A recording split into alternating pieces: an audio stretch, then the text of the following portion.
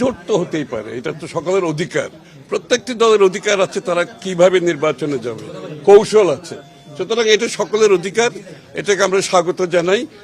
বাংলাদেশের মানুষ তার মালিকানা ফিরে পেয়েছে, এটা আজকে আনন্দের দিন। আমরা আজকে গণতন্ত্রের দিকে যাচ্ছি, গণতান্ত্রিক অর্ডার ফিরে পাওয়ার দিকে যাচ্ছি। সুতরাং এই আনন্দ আজকে সকলের। আমরা যারা আন্দোলন করেছি, যারা ত্যাগ স্বীকার করেছে, যারা মৃত্যুবরণ করেছে, যারা পঙ্গু হয়ে গেছে, এই দিনটা সকলের জন্য অত্যন্ত গুরুত্বপূর্ণ দিন। সুতরাং এটাকে সামনে রেখে আমরা গণতন্ত্রের পথে যাত্রা যে করেছি, আল্লাহর কাছে আমরা চাইবো যেটা আমরা এটা সফল হতে পারি। বাংলাদেশ যাতে আবার গণতন্ত্রের পথে ফিরে আসে, বাংলাদেশের মানুষ তার মালিকানা ফিরে পায়, এটার জন্য বহু ত্যাগ স্বীকার করা হয়েছে। এটাকে আমরা বৃথা যেতে দিতে পারি না। তাদের প্রতি অন্যায় করা হবে, তাদের প্রতি অবিচার করা হবে, এখান থেকে যদি কোনো ব্যত্যয় ঘটে। সুতরাং সবাইকে জনগণের উপর আস্থা রেখে নির্বাচনের দিকে এগিয়ে যেতে হবে। এর অন্য কোনো পথ নাই, একটাই পথ। মানুষ জনগণের উপর আস্থা রাখতে হবে, নাগরিকের উপর আস্থা রাখতে হবে, এবং তাদের উপর আস্থা রেখে তাদের মতামতের পরিপ্রেক্ষিতে আগামীর বাংলাদেশ চলতে হবে। এটাই হচ্ছে গণতন্ত্রের মূল মন্ত্র। এটা আমরা সকলে বিশ্বাস করতে হবে। একে অপরের প্রতি সহনশীল হতে হবে।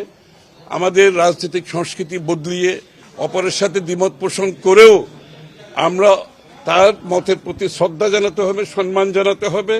একটা সহনশীল রাজনৈতিক সংস্কৃতি আমাদেরকে চালু করতে হবে আগামী দিনে। আপনার দুইটা জোট এখন, 8 দলীয় জোট, বিএনপি নেতৃত্বে আর জামাতের নেতৃত্বে 10 দলীয় জোট।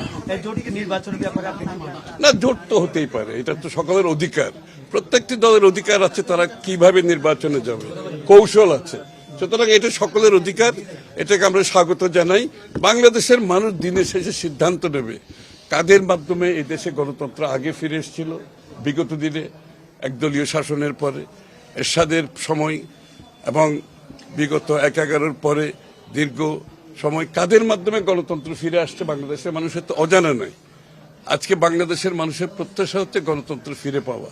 কোন দলের মাধ্যমে বারবার গণতন্ত্র ফিরে এসেছে, কারা গণতন্ত্রের টর্চ বেয়ারার, কারা গণতন্ত্রের জন্য সবকিছু বিসর্জন দিতে রাজি আছে, বাংলাদেশের মানুষের তো অজানা নাই। সুতরাং তারা জানে আগামী দিনে কাদের মাধ্যমে বাংলাদেশে আবার গণতন্ত্র ফিরে আসবে। বাংলাদেশে আবার উন্নয়ন বলতে সঠিক উন্নয়ন, ওই বাটপারি চুরির উন্নয়ন না, সঠিক উন্নয়ন যেখানে প্রত্যেকটি মানুষের কাছে উন্নয়নের সুফল পেতে পারে, তারা অংশগ্রহণ করতে পারে। বাংলাদেশের মানুষ জানে, এবং আমি নিশ্চিত আগামী নির্বাচনে তাদের ভোটাধিকার প্রয়োগ করে সেটা তারা আবারও প্রমাণ করবে। বাংলাদেশকে সত্যিকারের একটি স্বাধীন সার্বভৌম, একটি সত্যিকার অর্থে উন্নয়নের মাধ্যমে প্রত্যেকটি নাগরিকের প্রত্যাশা পূরণ হবে। আমি